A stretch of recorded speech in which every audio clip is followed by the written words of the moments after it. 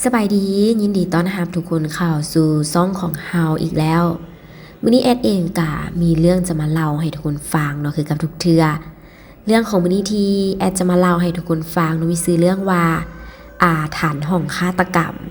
เรื่องนี้เป็นเรื่องของอ้ายคนหนึ่งเนาะชื่อว่าอ้ายภูมิเรื่องนี้ก็เกิดขึ้นอยู่แขวงเวียงจันทน์เฮานี่แหละเนาะและเรื่องนี้ก็เกิดขึ้นมาหลายปีแล้วแต่พอดีว่าแอดได้ไปฟังเพิ่นเล่ามาเนาะแอดก็เลยอยากจะมาเล่าให้ทุกคนฟังต่ออ้ายภูมิเพิ่นว่าบอนที่เกิดเรื่องนี้เนาะเป็นดินของรัฐเนาะคล้ายคือบอนเฮ็ดกสิกรรมแต่บอนนั้นหันจะมีเฮือนอยู่หลังหนึ่งเนาะและมีห้องหันค่ายคือห้องแถวหัน4ห้องเอาไว้ให้คนที่จะมาช่วยเวียกเนาะหรือว่ามาประจำการอยู่ตอนทำอิธีอ้ายภูมิเพิ่นได้มาเนาะเพิ่นกะยังบ่ได้ยินข่าวๆอย่างเทื่อแล้วเพิ่นก็ได้ถูกจัดให้นอนอยู่ห้องที่3และซึ่งเพิ่นกะบ่ฮู้ว่าห้องนั้นหันเป็นบ่อนที่เคยมีคนฆ่ากันตายมาก่อนตอนย่างเข้าไปในห้องนั้นเนาะอ้ายภูมิเพิ่นกะรู้สึกหันเสียวสันหลังขึ้นมาแล้วแต่เพิ่นก็บ่ได้คิดหยังในตอนนั้น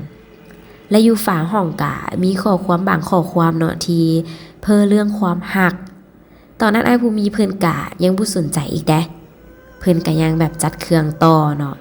แล้วห้องที่เพิ่นอยู่กะบ่ได้ใหญ่หลายมีเตียงมีตู้ครบทุกอย่างต่างแต่บรรยากาศในห้องนี่เนาะจะบ่ปานใด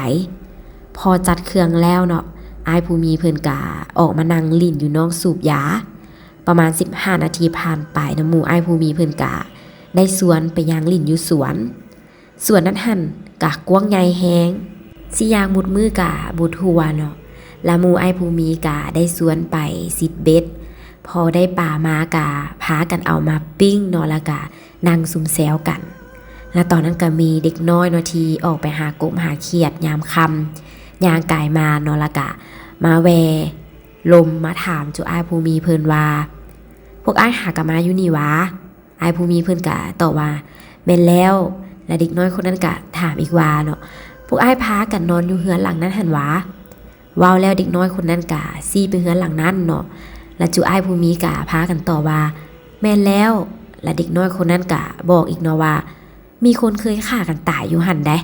เป็นกระเทยหึงแฟนและฆ่าแฟนแล้วตัวเองกะฆ่าตัวตายน้ำบ่เคยมีไผอยู่ห้องนั้นได้เพราะลาวกวนตาย่านโพดเว้าจบเนาะจุอ้ายภูมิกะถึงกับแบบปากบ่ออกเลยและตอนนั้นอ้ายภูมิกะถามออกไปว่าที่ว่าฆ่ากันตายหั่นแม่นห้องใดเด็กน้อยคนนั้นเนาะก็บอกว่าห้องที่3ถัดจากขวามืออ้ายภูมิแนมตามมือเด็กน้อยคนนั้นสัมผัสเป็นห้องนอนของเพิ่นเองเนาะและหมู่ของอ้ายภูมิกะเว้ากวนเพิ่นว่าคันมึงย้านเดี๋ยวกูไปนอนนำก็ได้เด้ออ้ายภูมิเพิ่นก็ว่าบ่เป็นหยังเรื่องสำนีเพิ่นบ่ได้ย้านเพิ่นว่าแต่ในใจของเพิ่นกะกังวลแน่หน่อยนึงเนาะพอตกดึกมาเนาะทุกคนกะพากันแยกย้ายกลับห้องไปนอนห้องไผห้องลาวอ้ายภูมิเพิ่นกะย่างไปเข้าห้องน้ำเนาะห้องน้ำที่ว่ากะห่างจากห้องนอนเพิ่นหันบ่ไกลแต่ตอนที่อ้ายภูมิเพิ่นย่างไปเข้าห้องน้ำเพิ่นรู้สึกว่าคือมีไผหันย่างน้ำหลังเพิ่นมาบาดเพิ่นหันไปเบิ่งพัดบ่เห็นไผพอเพิ่นหันกลับมาย่างไปเนาะพัดได้ยินเสียงตีนคนหันย่างน้ำตอนนั้นเนาะถึงว่าอ้ายภูมิเพิ่นจะซึมๆแต่เพิ่นกะยังฮู้ว่าอีหยังเป็นอีหยังอยู่เพิ่นคิดว่าแม่นหมู่เพิ่นหันกวนเพิ่นก็เลยหันมาบอกเนาะว่าบักโต๊ดมึงอย่ากวนกูนะกูสิเข้าห้องน้ำแต่บรรยากาศแถวนั้นก็เงียบๆเนาะและลมก็พัดมาเบาๆแต่ลมนั้นแบบโคตรของโคตรเย็นเลยอ้ายภูมิเพิ่นก็แนมเบิ่งแถวๆนั้นได้บัดนี้เนาะตอนนั้นมีกิ่งไม้เนาะใหญ่เลยตกลงมาจากใส่กระบ่ฮู้เนาะคันถึกกลางหัวอ้ายภูมินี่ละแม่นตายเลยแต่ตอนนั้นอ้ายภูมิเพิ่นก็ยังบ่ได้คิดหยังเทื่อเนาะพอเข้าห้องน้ำหยังแล้วเนาะเพิ่นก็กลับมาห้องนอนแต่ตอนที่เพิ่นกลับมาห้องนอนเนาะเพิ่นพัดไขประตูเข้าห้องบ่ได้บัดนี้อ้ายภูมิเพิ่นก็แบบจนงงเลยเพิ่นก็กุ่มไขอยู่แต่ก็ไขประตูบ่ได้อยู่ดีเพิ่นก็เริ่มใจหายละได้ตอนนั้นแล้วตอนที่อ้ายภูมิเพิ่นกำลังสิย่างไปห้องหมู่เนาะเพื่อจะให้หมู่หันมาช่วยไขให้เพิ่นก็ได้ยินเสียงผู้ชายให้เพิ่นก็ย่างกลับมายืนหน้าห้องแล้วฟังเบิ่งได้บัดนี้เสียงให้หันหายไปเนาะแล้วกลายเป็นเสียงผิดกันแทนแล้วตอนนั้นอ้ายภูมิเพิ่นก็จนงงและเพิ่นก็เริ่มย้านขึ้นมาแล้วได้ตอนนั้นจังหวะนั้นเสียงประตูกระดังเติงบัดนึง แบบคือกับมีคนจับเอียงเนาะแบบดึกมาใส่ประตูหันอ้ายผู้มีเพิ่นก็จนสะดุ้งตื่นเนาะแล้วก็หีบย่างไปห้องหมู่ผู้ที่ซื้อต้นหันอ้ายผู้มีเพิ่นก็บอกให้อ้ายต้นเนาะหมู่เพิ่นหันไปช่วยเพิ่นไขประตูแดเพิ่นหันเข้าห้องบ่ได้ระหว่างทางอ้ายผู้มีเพิ่นก็คิดอยู่ตลอดทางเนาะว่าห้องหันล็อกได้แนวใด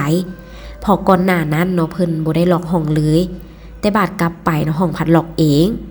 พอมาฮอดหน้าห้องไอ้ต้นเพิ่นก็บิดก่อนเนาะบิดบาดนึงประตูก็ไขได้ปกติแล้วไอ้ผู้มีก็บอกว่าอ้าวกี้นี่กูเปิดบักดนๆมันคือบ่ออกแล้วไอ้ต้นเพิ่นก็ว่ามึงหันหลอนไปแล้วว่าจบเนาะไอ้ต้นเพิ่นก็ย่างกลับห้องไปพอเข้ามาในห้องเนาะไอ้ผู้มีเพิ่นก็สำรวจห้องทุกอย่างก็ปกติดีบ่มีอีหยังแบบมีการเคลื่อนย้ายเลยและเสียงที่เพิ่นได้ยินหั่นนะมันแม่นหยังและด้วยความที่ว่าเมื่อยแห้งเนาะไอ้ผู้มีเพิ่นก็บ่คิดหยังแล้วก็ขึ้นเตียงนอนห่มผ้ากำลังสิเสื้อบหลับเนาะไอ้ผู้มีก็กับต้องสะดุดตื่นพอคือมีคนมาทุบเตียงเพิ่นหันบักแห้งๆเลยไอ้ผู้มีเพิ่นก็จนลุกนั่งเบิ่งว่าแม่นไผหันมากวนแต่ก็บ่มีอีหยังเลยเนาะก็คิดว่าตัวเองคิดไปเองไอ้ผู้มีก็เลยล้มตัวนอนต่อ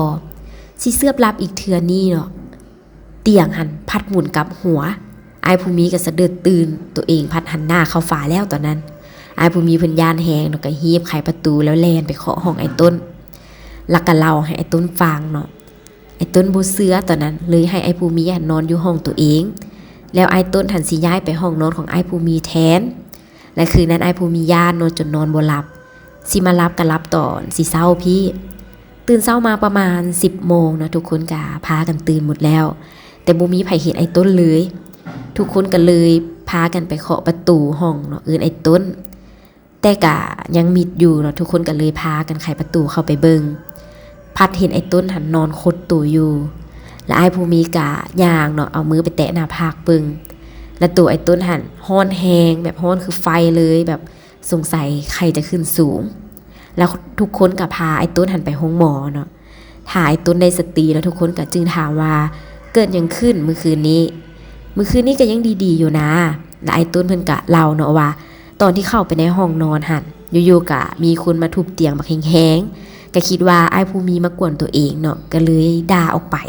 แล้วก็นอนต่อมาแล้วว่ามีคนนั่นโดดขึ้นมาเตียงแล้วมาบีบคอตัวเองบาดหันไปเบิ่งเนาะพัดเห็นผู้ชายหันผมยาวบ่เห็นหน้าบ่มีใบหน้าเนาะกินหันเหม็นหันจนแสบดัง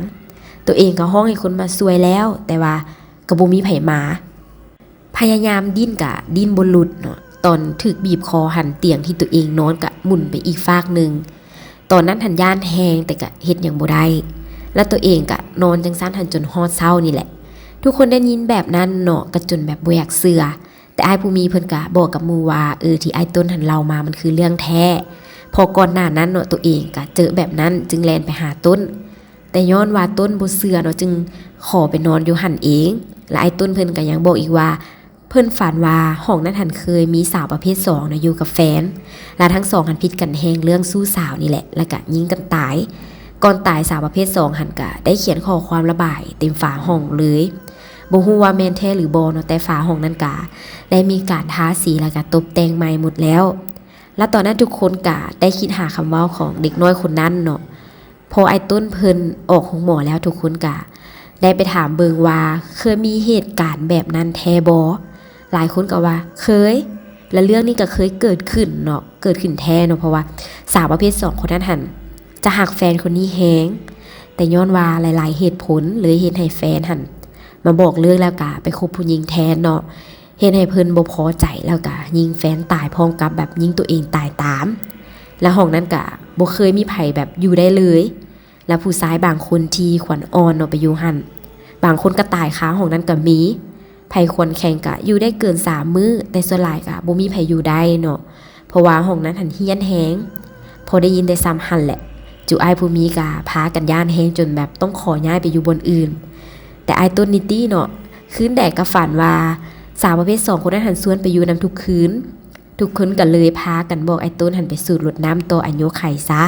เพราะยานไอ้ต้นหันจะมีแนวเป็นไปและอ้ายผู้มีก็ได้ยินเรื่องนี้มาเรื่อยๆเนาะว่าไผที่อยู่หั่นก็